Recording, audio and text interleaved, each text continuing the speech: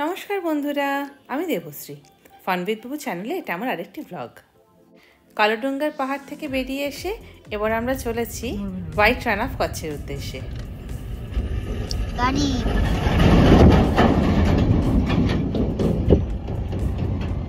বেলা তখন অনেকটাই হয়ে গেছে, আর সকালে যে ওইটুকু ব্রেকফাস্ট হয়েছে সেটুকুই। লাঞ্চ এখনো হয়নি, আর লাঞ্চ কোথায় হবে তাও এখনো বোঝা যাচ্ছে না। আমরা তো ফাঁকা রাস্তা, ফাঁকা মাঠের মাঝখান দিয়ে শুধু একটা রাস্তা ধরে সেই ছুটে চলেছি। আজকে ঠাকুর করে সবাই অনেকটা সুস্থ, আমি আজকে অনেকটা অসুস্থ ছিলাম। গতকাল রাত্রে জ্বর এসেছিল, তার রেশ এখনো চলছিল। রাস্তাটা এরকম দেখে, লোকজন দেখে মামবাবু নামলো, আমি আর বাবু গাড়ির ভেতরে ছিলাম। এখানে মাটির মধ্যে যে সাদা সাদাগুলো দেখতে পাচ্ছ সেগুলোও কিন্তু লবণ। মাটিতে লবণের সাথে সাথে যে হাওয়াটা দিচ্ছে মনে হচ্ছে সেটাও লবণাক্ত। আর গাড়ির ভেতর থেকে এই যে দুটো ভিডিও ক্লিপ, এগুলো কিন্তু বুবু করেছে। আমাদের ড্রাইভার বললো যে এখানে যে টেন্ট সিটি আছে তার ভেতর নাকি ভালো লাঞ্চের ব্যবস্থা হয়ে যাবে। এখানকার টেন্ট সিটি কিন্তু পার্মানেন্ট নয়, এটা শুধু ডিসেম্বর মাসেই হয়। আর একমাত্র ডিসেম্বর মাসেই এখানকার ওয়েদারটা ঘোরার মতো থাকে। দেখো গায়ে কিন্তু আমাদের সোয়েটার নেই, মানে ডিসেম্বরের শেষেও এখানে তেমন ঠান্ডা পড়ে না। মানে সারা বছরের কি অবস্থা বুঝতেই পারছো। এই ডিসেম্বর মাসে যেহেতু এখানে ওয়েদারটা একটু ভালো থাকে, সেই জন্য এখানে রান উৎসব হয়, এবং সেই উৎসবটার জন্য এখানে টেন্ট সিটিটা বানানো হয়। পুরোটাই টেম্পোরারি।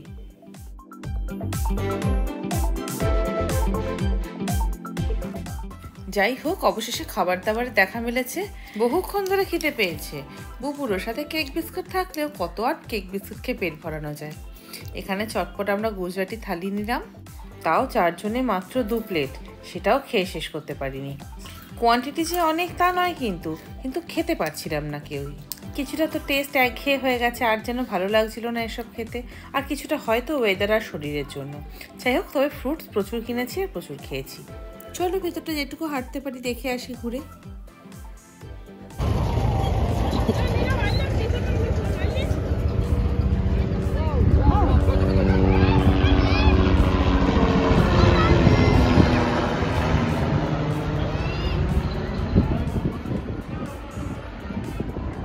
টেন্ট সিটি পুরোটাই তো টেম্পোরারি, যেটা বললাম। অন্য সময় এলে এখানে এসব কিছুই পাওয়া যাবে না। তবে যেটা এখানে পার্মানেন্টলি রয়েছে সেটা হচ্ছে বর্ডার সিকিউরিটি ফোর্সের ক্যাম্প, এবং সেই জন্যই এখানে আকাশে প্রচুর হেলিকপ্টার টাইপের উড়ে বেড়াচ্ছিল। আমরা গেছি তখন একদম বিকেলবেলা, আমরা কম করে 15খানা হেলিকপ্টার উঠতে দেখেছি। যতই গরম, যতই ঠান্ডা, যেরকমই ওয়েদার হোক না কেন, বর্ডার সিকিউরিটি ফোর্সের জওয়ানদের কিন্তু সবসময় ওখানে থাকতেই হচ্ছে।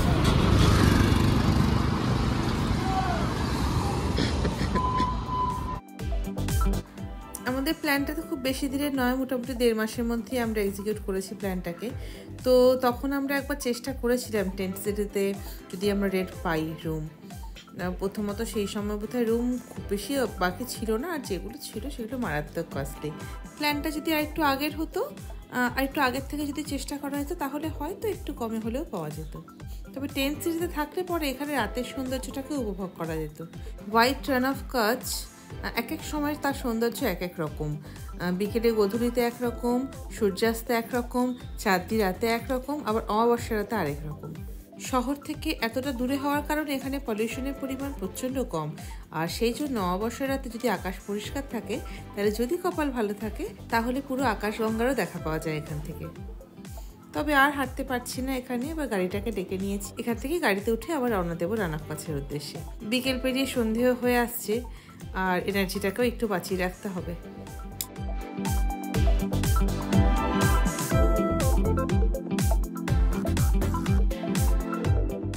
যেহেতু পাকিস্তানের কাছাকাছি জায়গা এবং বর্ডার সংলগ্ন এলাকা, আর সেই জন্য এখানে সিকিউরিটি বেশ করা। যারা যারা ভেতরে যাচ্ছে প্রত্যেকের সমস্ত ডকুমেন্টস সাবমিট করে তবেই যেতে হচ্ছে।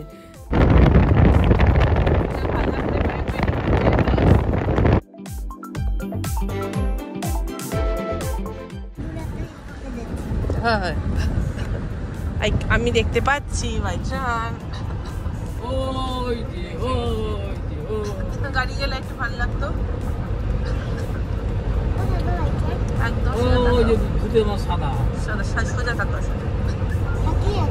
সাদা মাঠ, এখন ব্রাউন মাঠ, ওখানে সাদা মাঠ।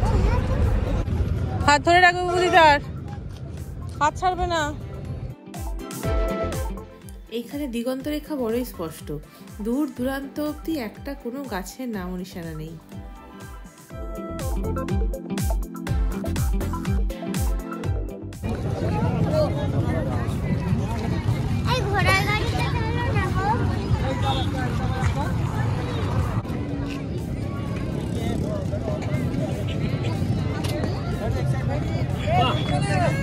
এক সাইডে বসো,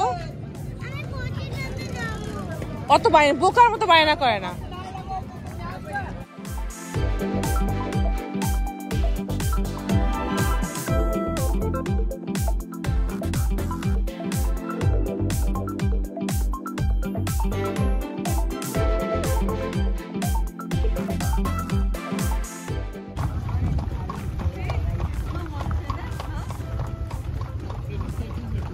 যখন পড়েছিলাম কচ্ছের রন তখন বুঝতে পারিনি যে কি করছি, জানি যে কচ্ছের রন আছে।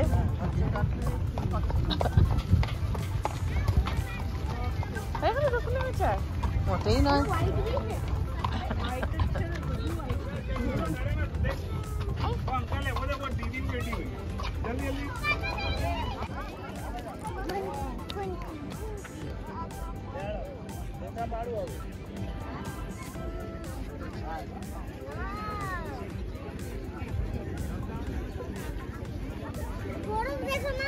না বরফ না, জলে যায় না, আরে বরফ নয়, চলে এসো।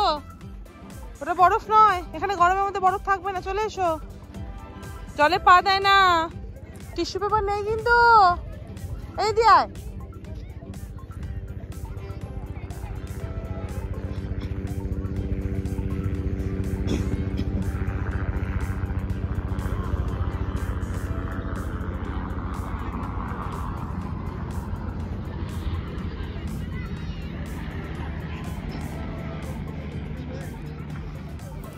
বুবুর অনেকটা সময় লেগে গেছে বুঝতে যে এগুলো বরফ নয়, লবণ। শক্ত, টেস্ট করে দেখো একটু। এইখান থেকে নুন নিয়ে গিয়ে রিফাইন করে, এই নুন আমরা খাই, জানো।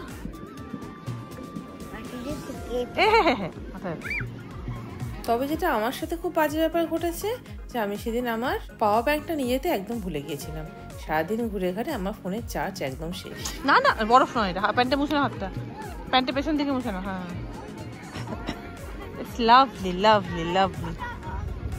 সূর্যাস্তের পরে যেটাকে গোধূলিবেলা বলে, সেই সময় অদ্ভুত সুন্দর লাগছিল চারিদিকটা, কিন্তু আমার খুবই দুর্ভাগ্য সেটা আমি ক্যামেরাবন্দি করতে পারিনি। চলো পাকিস্তান চলে যাই। পাকিস্তানে এত কাছে কি আর আসা হবে? তবে এখানে এসে আমাদের সবারই ক্লান্তি শেষ হয়ে গিয়েছিল। আমরা অনেক দূর চলে গিয়েছিলাম হাঁটতে হাঁটতে। এখান থেকে দেখা যাচ্ছে সবচেয়ে দূরে যে মানুষ তার থেকেও দূরে। যত দূরে যাচ্ছিলাম ফুট স্টেপগুলো অনেক কমে যাচ্ছিল আর কাদাটাও অনেক কমে যাচ্ছিল, ফলে হোয়াইটটা আরও প্রমিনেন্ট হয়ে গেছিল। দূরে ওই দিকটায় প্যারাগ্লাইডিংও হচ্ছিল, আমরা ওই দিকটায় যাইনি, কারণ ওসব রাইড আমরা করবো না, কিন্তু চিন্তাও করিনি। এক জায়গায় অনেকক্ষণ বসেও ছিলাম, যখন উঠেছি তখন দেখি জামা কাপড় পুরো ভিজে গেছে। আর এনারা সামনে যারা রয়েছেন ওনাদের সাথে আমার আলাপ হয়েছিল, ওনারাও কলকাতারই বাসিন্দা, মা এবং মেয়ে একা একা অদ্দূরে ঘুরতে গেছেন। এখান থেকে চারিদিকে যতদূর চোখ যাচ্ছে শুধুই লবণ, লবণ আর লবণ, কোথাও ঘাসের বিন্দুমাত্র নেই। প্রকৃতির কি অদ্ভুত সৃষ্টি না। বছরের একটা সময় এখানে এই লবণাক্ত জল ঢুকে পড়ে, আর একটা সময় সব জল শুকিয়ে গিয়ে শুধুই লবণ পড়ে থাকে। ওখানে গিয়ে অনেকগুলো কথা মাথায় ঘুরছিল। প্রথমত তো আমাদের ক্লাস 9-10 জিওগ্রাফিতে কচ্ছের রন ম্যাপ পয়েন্টিং করা। সেকেন্ডলি ন্যাশনাল চ্যানেলে দূরদর্শনে অমিতাভ বচ্চনের গলায় বলা যে গুজরাট আয় और कच्छ नहीं देखे तो क्या देखी। আর 3 নম্বর জেঠালাল গড়ার হাঁটতে হাঁটতে সেই পাকিস্তান চলে যাওয়া।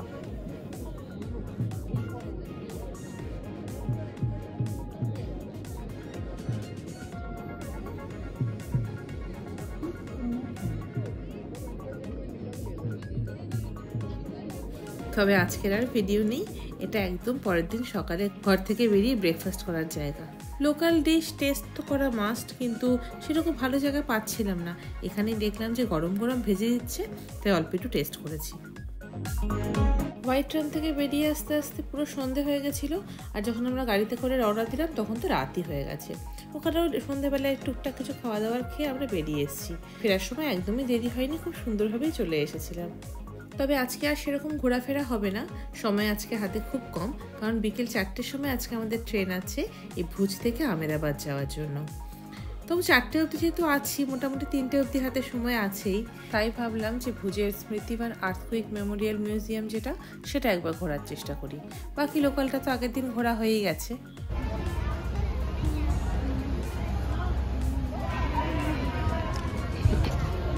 বাবু দাঁড়াবে, ছবি তুলে দি। বাবু দাঁড়াতে ছবি তুলে দি। এইখানটা দাঁড়াও, আরেকটু কাছে এসো। 2001 সালে ভুজে যে আর্থকোয়েকটা হয়েছিল, সেই আর্থকোয়েকের ভয়াবহতার স্মৃতি হিসেবেই তৈরি এই স্মৃতিবান মিউজিয়াম, যেটা খুব রিসেন্টলি তৈরি হয়েছে এবং এই মুহূর্তে সেটা ইন্ডিয়াজ লার্জেস্ট মেমোরিয়াল। এইখান থেকে দাঁড়ালে সামনের দিকটায় প্রায় পুরো ভুজ শহরটাই দেখা যাচ্ছে।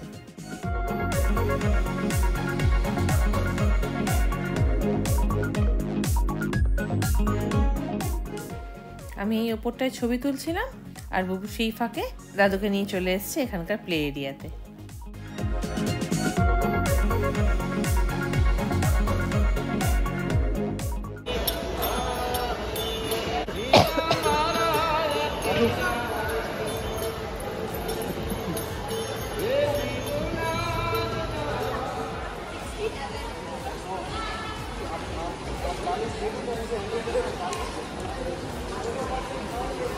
এই মিউজিয়ামটা টোটাল 470 একর জায়গার উপর তৈরি, আর এখানে মোটামুটি 3 লাখ গাছ রয়েছে, যেটা কিনা পৃথিবীর মধ্যে সবচেয়ে বড় মিয়াওয়াকি ফরেস্ট। অনেক কিছু দেখার আছে এই স্মৃতিবান মিউজিয়ামে, তাই মোটামুটি আর্লি মর্নিং যখন এটা খোলে তখনই চলে আসতে হবে এবং সারাদিনের প্ল্যান রাখতে হবে। যেহেতু এটা আমাদের বাকেট লিস্টে ছিল না, তাই এইটুকুই আমরা দেখতে পেরেছি, এর বাইরে আর যেতে পারিনি, কারণ এরপর আমাদের বেরিয়ে লাঞ্চ করে লাগেজ নিয়ে ট্রেন ধরতে হবে। তবে এখান থেকে টুকটাক শপিং করা হয়েছে।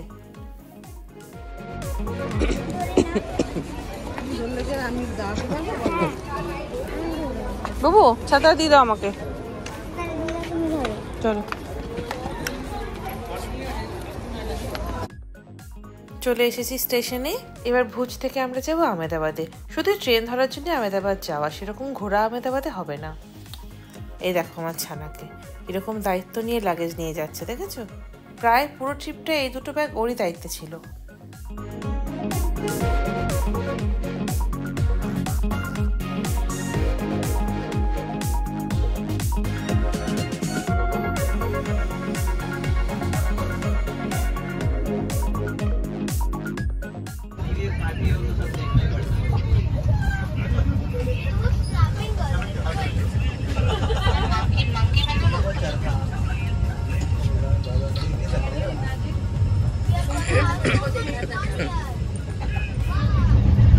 কত সবুজ দেখো এর পাশে, ভালো লাগছে দেখে সবুজটা। এই জানলাটা পরিষ্কার।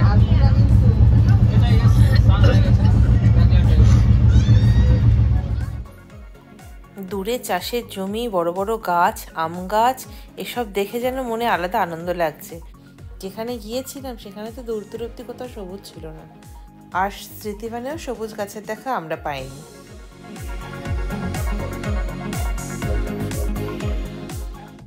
চলো এই ভিডিওটা এখানেই শেষ করছি। আবার পরের ভিডিওতে যেটুকু আহমেদাবাদ ঘোরা হয়েছে সেটা তোমাদের সাথে শেয়ার করব। সবাই ভালো থেকো, সুস্থ থেকো, সকলকে টাটা।